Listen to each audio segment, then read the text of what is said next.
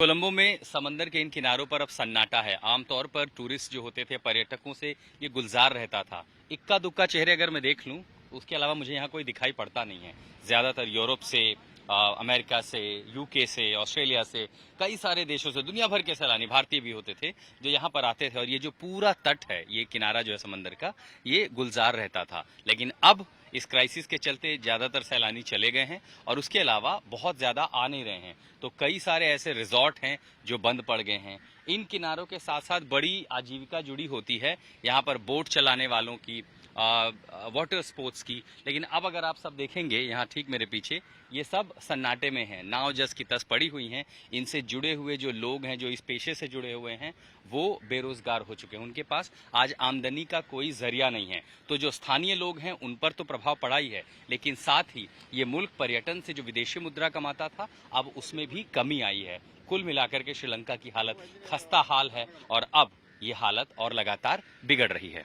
कोलंबो की सड़कों पर विरोध प्रदर्शन का सिलसिला रुकने का नाम नहीं ले रहा है और अब कोलंबो की वीवीआईपी सड़कों पर प्रधानमंत्री के आवास से महज कुछ मीटर की दूरी पर ये टूरिज्म बोर्ड का मुख्यालय है, हेडक्वार्टर है, जिसके ठीक नीचे सड़कों पर लोग प्रदर्शन करने उतरे हैं। अगर आप ये देखिए, ये शेफ की यूनिफॉर्म है। ये वो लोग हैं जो लजीज व्यंजन पकाते हैं, जो हॉस्पिटैलिटी इंडस्ट्री से जुड़े हुए यहाँ के तमाम 4 सितारा 5 सितारा होटलों में काम करते हैं। और साथ ही ये जो बैनर लेकर के यहाँ पर उतरे हैं, इन बैनरों पर मैसेज है कि टूरिज्म को बचाया जाए, क्योंकि अगर पर्यटन नहीं होगा, पर्यटन यहाँ के विकास में बहुत बड़ा योगदान देता है। और अभी ये जो बैनर पोस्टर है, तमाम सारे मैसेज ये हैं कि इकोनॉमी को बचाया जाए, पर्यटन को बचाया जाए, टूरिज्म को बचाया जाए। क्योंकि अगर टूरिज्म नहीं रहा तो जाहिर है विकास दर पर असर पड़ेगा। पहले ही स्थिति बहुत खराब है। तमाम सारे जो होटल हैं वो खाली पड़े हैं, टूरिस्ट छोड़कर जा रहे हैं। जो साल भर पर्यटन के लिए जाना जाता है, यहाँ पर टूरिस्ट की बुकिंग आती है, वो कैंसिल हो रही है। और इसीलिए हॉस्पिटैलिटी इंडस्ट्री के लिए सबसे बड़ी चुनौती आई है।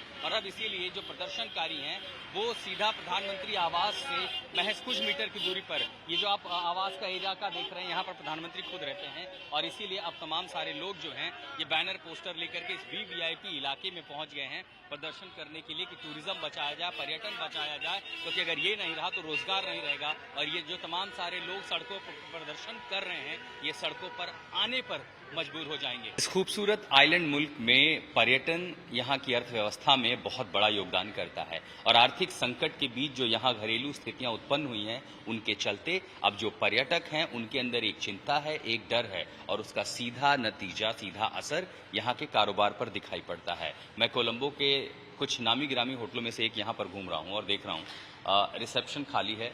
यहाँ इस लॉन में, लॉबी में कोई नहीं बैठा है। जब अमूमन जो इंटरनेशनल फ्लाइट हैं वो जो सुबह 7-8 बजे तक आ जाती हैं तो पर्यटक होटलों तक पहुँचते हैं। हमें बताया गया कि जो बुकिंग 100% होती थी, 100% होती थी, अब इस 94 कमरों वाले होटल में कहीं 25 कमरे बुक हैं, कहीं 30 कमरे बुक हैं। कल की बुकिंग कैंसिल हो रही है और बहुत सारे जो टूरिस्ट हैं वो 2 हफ्ते 3 हफ्ते के लिए जो आए थे वो बुकिंग कैंसिल करके वापस अपने मुल्कों की ओर जा रहे हैं। या तो उनका परिवार चिंतित है या वो खुद भी चिंतित हैं। प्रदर्शन के चलते, क्योंकि पावर कट है, पावर कट के चलते ट्रेन खड़ी बंद हो जाती है, घंटों घंटों लोग इंतजार कर रहे हैं। और इन्हीं चिंताओं के बीच लोग असमंजस में हैं कि आखिर आगे स्थिति क्या होगी। और इसीलिए होटलों की बुकिंग खाली हो रही है।